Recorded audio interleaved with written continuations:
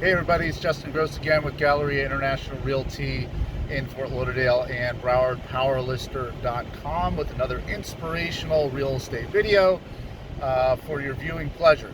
Today I'm going to talk about the 4 things that agents do that blow my mind when it comes to real estate listings or residential listings.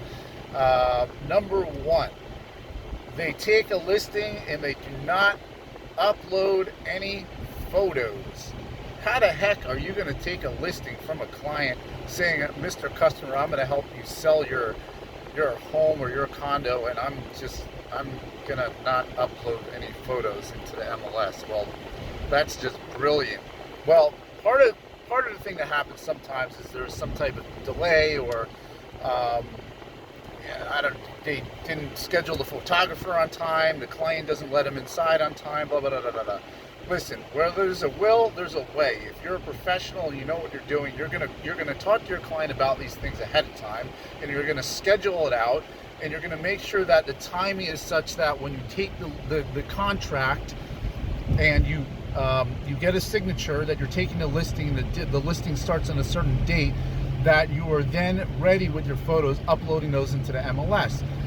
The reason why, apart from the fact that you need to have the photos in the system for obvious reasons, the reason why this is really important in the first few days of uploading or adding the listing to the MLS is that listing propagates out to hundreds of different search websites, and those listings are prioritized on the on a timing basis, or on the basis of how recent those listings are. So in other words, you're going to be wasting that vital few days of being a prioritized listing on the internet with a listing that has no photos. So that's why this is the stupidest thing that somebody can do, pardon my French, is to upload a listing and put no photos in and just think to themselves, well, I'll add them when I get to it. No, that's one of the basic things that needs to be done. Second of all, the second thing that agents do that blows my mind is they don't take professional photos. In other words, they use a cell phone, or they take very low quality photos rather than coughing up the $100 or $120 or whatever your photographer happens to cost for 25 professionally done photos with the proper lighting, etc., etc. I have a great photographer. He makes my listings look freaking amazing, and it doesn't cost me that much. Don't be penny wise and pound foolish. An agent should be willing to as an agent, it's your own business, so to speak. You're in business for yourself, and you have to be willing to spend the pennies to make the dollars. And an agent that just goes with cell phone photos because they're too cheap to spend $100, that's a big mistake. So that would be the second thing.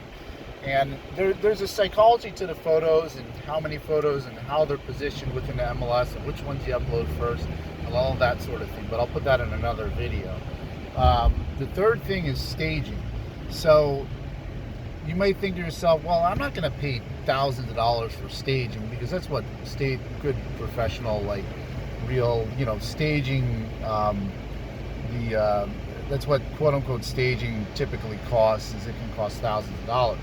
But in lieu of that, you can do some basic common sense staging that, for example, when I say staging, I don't necessarily mean bringing in, high-end furniture and furnishings and things like that. I mean, for example, going through and making sure the toilet seat is down, making sure the clothes are off the floor, making sure the dishes are done, making sure the cabinets are closed. You have to understand, there's an energetic aspect to everything that you're doing, and a feeling that you're giving to people when they're both in your home and when they're viewing the photos. And you don't want those photos to be of this nasty, messy, disorganized place. So a lot of the staging that I'm talking about is just the common sense cleaning up, organizing. Yeah, maybe, I've told clients, add a plant here, add a plant there. Oh, your shower curtain is nasty, get a new shower curtain. Oh, you don't have a door on the closet, go to Home Depot, get a door put on the closet. Just basic things to make your place not look like a disaster and make it look desirable, and help people visualize themselves in your place when they're viewing the listing or they're in person. So those are the basic things, very little to no cost things that I'm talking about. So putting no thought into that, again, that's the third thing that blows my mind. And the final thing is the listing itself. A listing, you have to understand, is it's like a sales letter. So the descriptive words within the listing make a difference. Studies have shown that the words within the specific phrases utilized in the listing can make or break the listing and affect the final sales price and how long the listing stays in the market.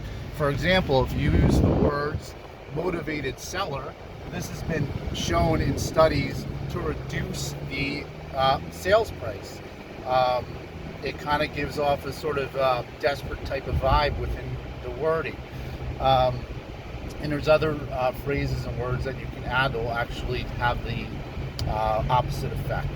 So anyway, so I'm about out of time here, guys. I hope this was helpful. Please let me know any questions. Feel free to reach out anytime if you're considering selling for a free kind of market analysis of how much your home might be worth.